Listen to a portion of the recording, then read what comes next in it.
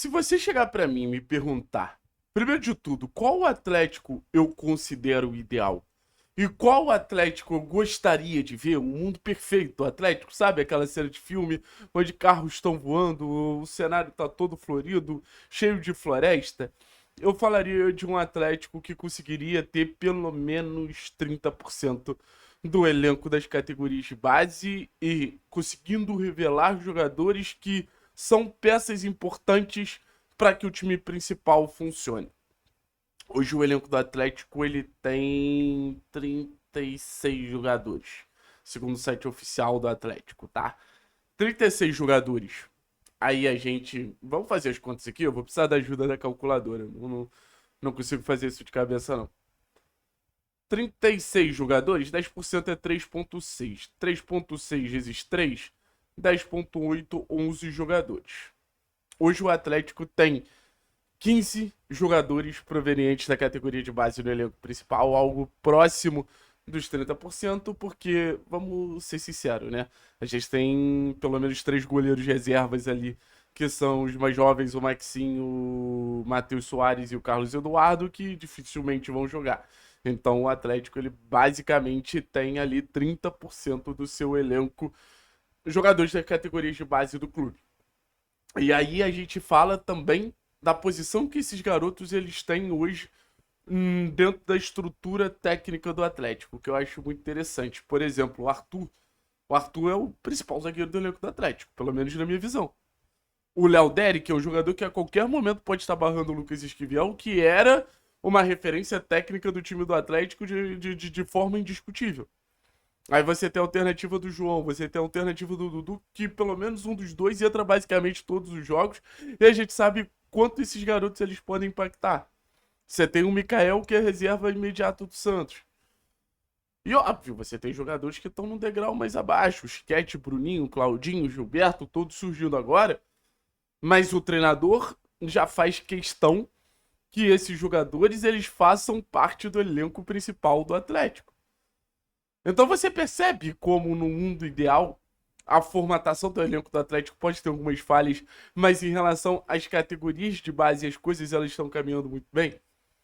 E eu fico pensando, de verdade, minha rapaziada, qual foi o último elenco nosso que a gente conseguiu ter tantas boas peças provenientes da categoria de base? Eu lembro ali de 2021, 2020, onde a gente tinha realmente muita gente subindo da base, Mingote, Jaderson, Viale, Kelvin, Bento, Christian. Óbvio, você tinha uns que entregavam muito, mas você tinha outros que não entregavam nada.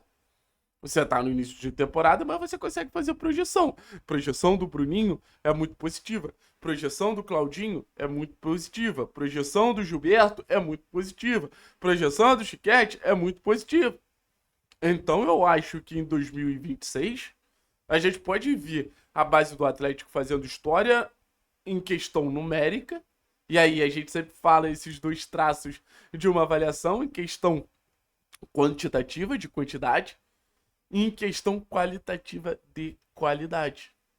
Em questão qualitativa de olhar o macro e saber que a qualquer momento o jogador da base pode estar fazendo a diferença com a camisa do seu time. E é muito importante você ter o time de aspirante de volta, né? O Odair destaca isso na própria coletiva, assim.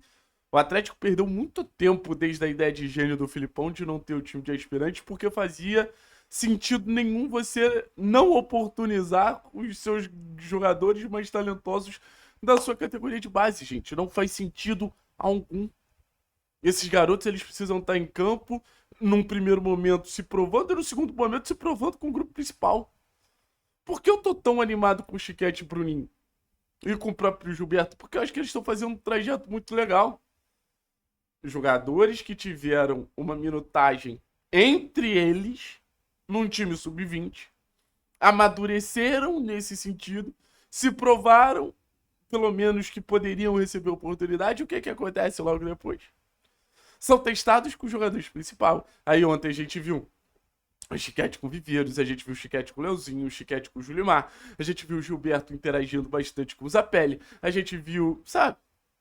Então a construção ela é diferente. O Bruninho interagindo ali com o Julimar, com o Zapelli, com o Portigi. Então é isso que eu acho que a gente precisa ter lógica nesse processo de transição. Porque a minha avaliação é, a transição do Atlético começa a aparecer um contexto mais óbvio depois de tantas e tantas e tantas temporadas que a gente viu esse processo de transição sendo um grande calcanhar de Aquiles.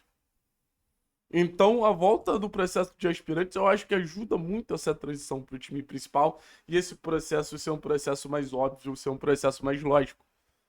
E aí, rapaziada, a gente precisa ter o outro ponto, né? A gente precisa ter a outra cautela ali.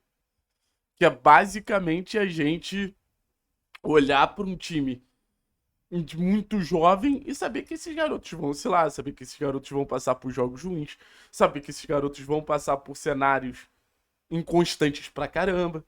E a gente não vai poder condenar eles, a gente não vai poder botar o dedo na cara deles e falar: e aí, meu camarada?